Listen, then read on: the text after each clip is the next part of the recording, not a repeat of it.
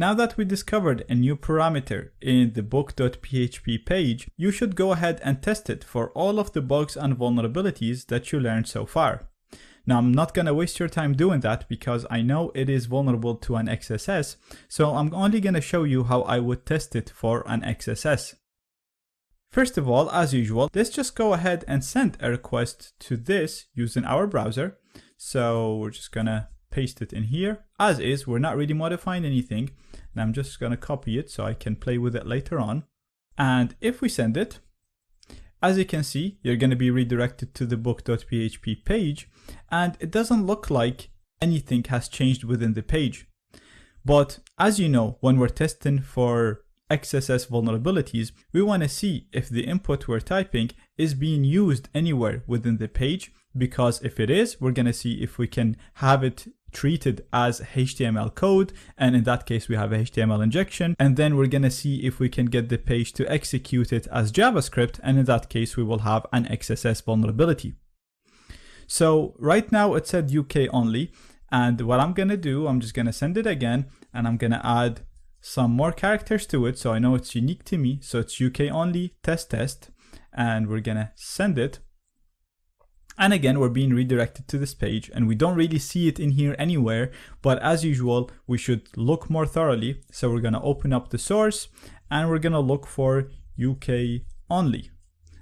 And as you can see, it's not being used anywhere within the page because this is the source code of the page, and we can't actually see the value that we injected being reflected anywhere within the page. So that is a bad indication. That usually means that this page is not vulnerable. But we know that this input is actually being used in the source code of the menu page. So let's go ahead to the menu page and see if what we injected in here, which was UK only test, if it's being injected now in the HTML code of the menu page. Because that's the page that we actually originally found this parameter along with its value, which is UK only. So let's go ahead to the menu page and let's view its source, and let's look for UK only test. And perfect, as you can see, it's actually being mashed at the bottom of the page right here. And this is actually amazing because the value that we sent to the promo code parameter is actually being stored in the menu page. So if we manage to discover an XSS vulnerability, it's going to be a stored XSS vulnerability that will be executed to anybody that loads the menu.php page. And to make this even better, you can see the value that we used for the promo code is being used in here, which is inside a script tag already. So as you know, usually when we want to exploit an XSS, we usually type our code between script tags. But right now, some of that work is already done for us because what we're injecting is already being placed inside a script tag, so it's already inside JavaScript code.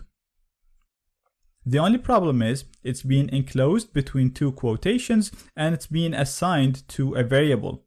So whatever we type in here is only going to be treated like a normal text or normal string. It's not actually being treated as part of the code. But we covered numerous methods of breaking out of quotations before and bypassing such limitations. So you're going to have to play with them and see how you can break it. Now this one is a little bit unique, and that's why I'm actually going to walk you through it step by step. So let's copy this to a text editor just to show you how I go about this, and then we will inject it through the promo code parameter.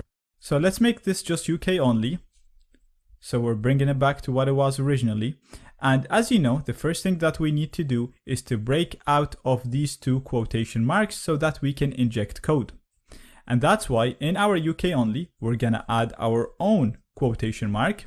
And then we're going to add a semicolon to end the statement because as you know in JavaScript and as we covered before, each statement needs to end in a semicolon.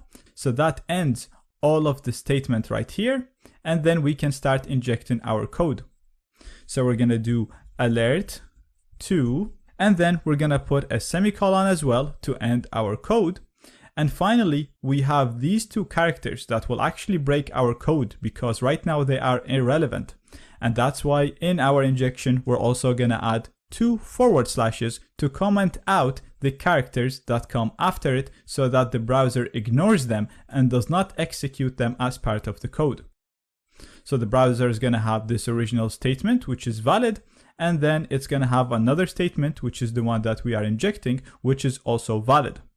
So hopefully, if there is no security used and there is no filters, this payload right here should allow me to execute the alert code in here, and therefore I would have a stored XSS in the menu page. So let's go ahead and test this out. We're going to go to book.php. Promo code is equal to the payload that I just copied. We're going to hit enter, and that's fine. We get redirected. We know that it's actually not showing up in here. It's going to show up in the menu. So we're going to have to go to the menu page. And if everything is fine, our code should be executed now, but it's not getting executed. So we know something went wrong. So let's refresh the source code of the menu. And if we look in here at the bottom, you can see that the UK only is being injected as is, and the single quote that we're injecting is actually closing the original single quote, so that's not filtered, and that's perfect. But the problem is the alert got filtered. We don't have an alert in here. And also the double forward slashes were actually replaced with double backward slashes, and therefore they broke the code. And also these characters right here also broke the code, and that's why our injection did not work. So we have two problems. First of all, we can't use comments in here. The double slashes are being filtered, and also the alert is being filtered. Now you can try to use different types of comments, but I've tested it, and again, none of them is going to work. Therefore, instead of using comments, we're actually going to try to complete this code. We're going to try to write some JavaScript code in here that will complete these two characters so that they do not break my code and so that I will not need to use a comment.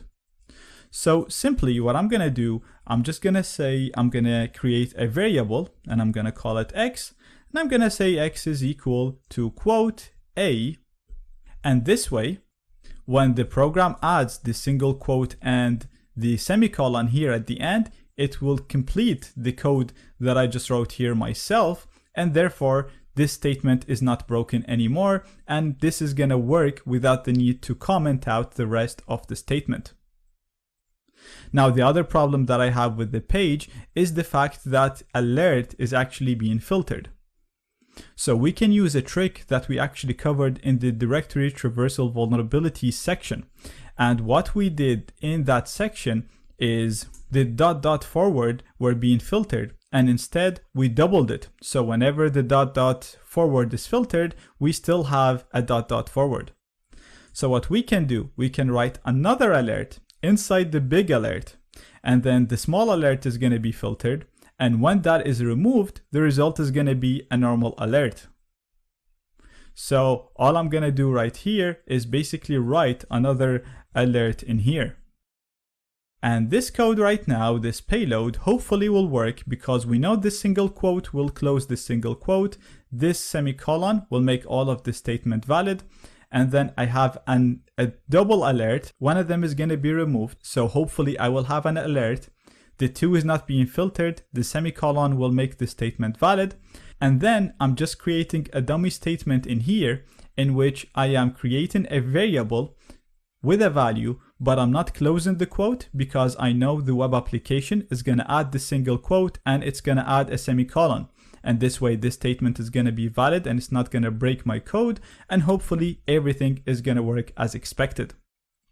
So let's go back to the booking page and we're going to do promo code like we did before, and we're going to paste my payload. We're going to hit enter. That'll take us back to the book, so that is fine, but we know the code is being injected in the menu. So let's refresh this. And perfect, as you can see, my JavaScript code is getting executed and displaying the alert message that is simply saying number 2. This means that we managed to inject JavaScript code in the menu page through the booking page, but this is always going to be here. So this is going to be a stored XSS vulnerability, because anybody that is going to load this page will have that JavaScript code executed on their page, and therefore this is a very, very dangerous bug or vulnerability that you're going to cash out some nice bounty on if it is discovered in a big website. And just quickly, if we refresh in here to look at the code, as you can see, we have my payload in here. So the UK only, the single quote that we used is complete in the UK only. We have the alert now looking normal instead of it looking weird like this, because the internal one got removed, and we have one alert in here. Semicolon finishes it, and then I have my dummy start of the statement that is not finished, but it's been finished in here by the web application, making all of this statement a valid statement and therefore executing my alert code.